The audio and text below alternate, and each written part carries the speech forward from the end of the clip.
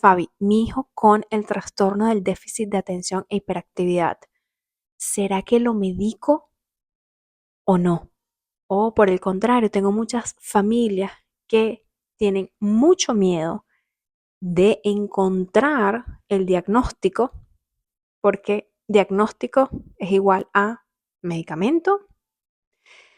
Si esto tú también te lo cuestionas, te invito a que te quedes hasta el final del video para que puedas ver mi punto de vista y mi perspectiva como Fabiana Martín. Por cierto, si tú todavía no te has suscrito a mi canal de YouTube, yo te invito a que lo hagas y no te olvides de encender la campanita para que te lleguen todas las notificaciones cada vez que subo un video aquí a mi canal. Bueno, vamos a empezar. Vamos a suponer que tu hijo, ¿okay?, ya está diagnosticado con el trastorno del déficit de atención e hiperactividad. Les voy a hablar de verdad desde el fondo de mi corazón, desde mi punto de vista. ¿Ok?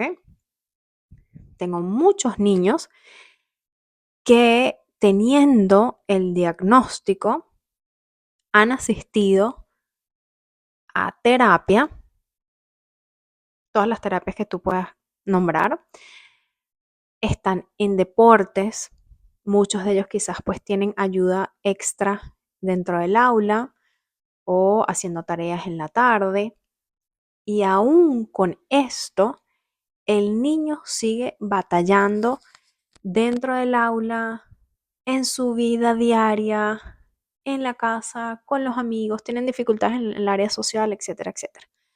Cuando esto es así, es decir, cuando el papá ya probó todo lo que estaba sobre la mesa, terapias, deportes, actividades extracurriculares, ayuda en el aula, ayuda en casa quizás para hacer las tareas, y aún así todavía no ven mejoras, ahí sí mi sugerencia va a ser, obviamente, lo que el neurólogo o el psiquiatra o el psicólogo diga, siempre siguiendo los pasos de su médico, pero ahí sí mi sugerencia va a ser que quizás el medicamento, si el doctor así te lo mandó, sea la mejor vía, aparte de la combinación de todo esto que nombré anteriormente, de sus terapias, del deporte, de la ayuda extra. Una buena alimentación también es sumamente importante, no se nos puede olvidar ese factor, em,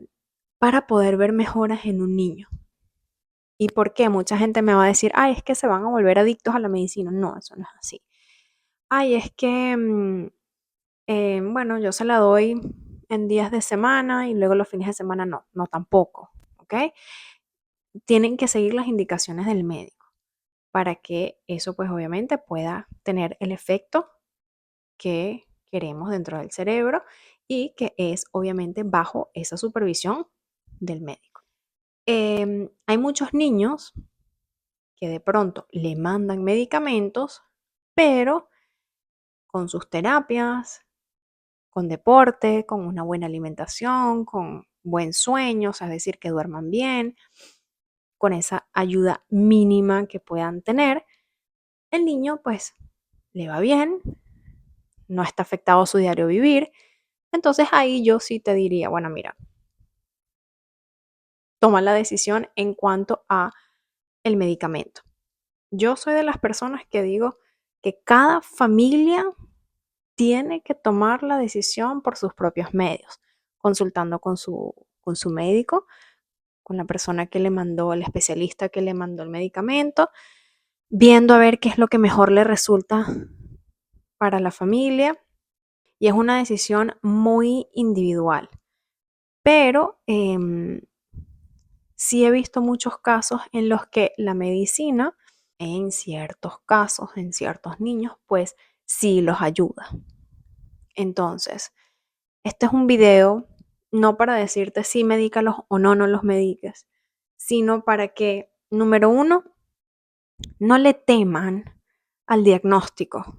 Es decir, si tú sospechas que tu niño puede tener trastorno en déficit de atención e hiperactividad, no le tengan miedo al diagnóstico. ¿Por qué? Porque por el contrario, van a ayudar al niño porque lo van a entender, van a saber ese cerebro cómo opera.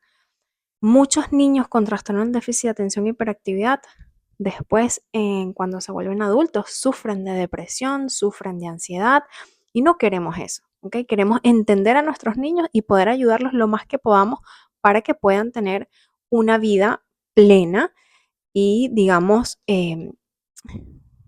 entendiendo en qué áreas necesitan ese apoyo.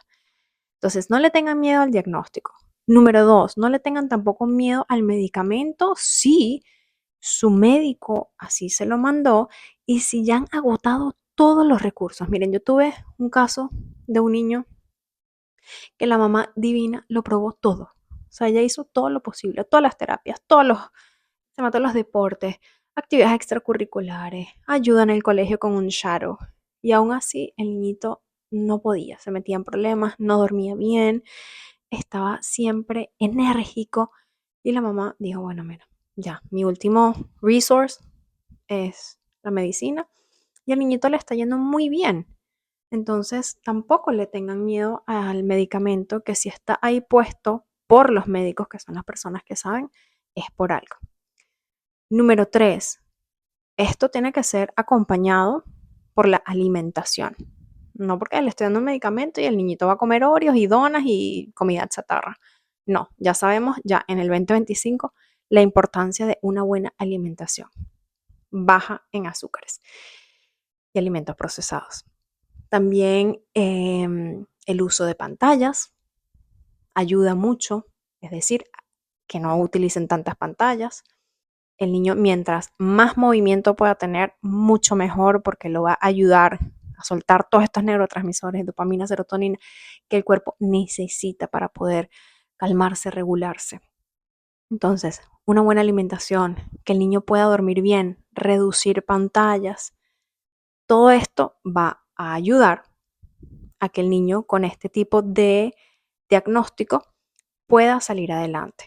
Obviamente, organización en casa, una familia que tenga un plan, una familia que siga terapia, en este caso terapia ocupacional, de pronto si el niño necesita terapia de lenguaje, pues también, si necesita terapia de conducta eh, y le va súper bien, es una añadidura a, a estos casos. Así que bueno, en conclusión, no le tengan miedo al diagnóstico, no le tengan miedo al medicamento, traten de hacer todo lo posible que esté en sus manos para ayudar a sus pequeños, porque esto es un diagnóstico que a mí en lo particular me duele mucho cuando los niños no reciben la ayuda porque sufren. Sienten y ellos saben el potencial que tienen, pero es como que el cuerpecito no les da para estar dentro de un aula, no les da como para estar en el mundo, porque necesitan como esa ayuda extra de poder mantener esa organización, todo lo que es la parte de esas funciones ejecutivas, de planificar, del manejo del tiempo, de la memoria, del control de impulsos. Y si nadie se las da, pues obviamente se sienten como que fracasados. Y eso no lo queremos para nuestros hijos, ¿verdad? Espero que esto les sirva. Siempre consulten con el especialista que los pueda guiar, que les explique muy bien cuál es el medicamento, cuáles son esos efectos secundarios, qué esperar, a lo mejor no es la dosis correcta, a lo mejor van a tardar un poquito en llegar a la dosis correcta o a lo mejor el niño no lo necesita, pues todo va a depender. Pero es muy importante que aboguen ustedes por sus hijos y sepan qué es lo mejor para él o para ella. El médico puede decir una cosa también, pero ustedes saben, según lo que ustedes hayan intentado, qué les va mejor como núcleo de familia. Espero que les sirva. Cualquier comentario que tengan aquí, por favor, déjenmelo en esta sección de aquí abajo para poder leerlas y responderles con mucho amor. Nos vemos en los próximos videos.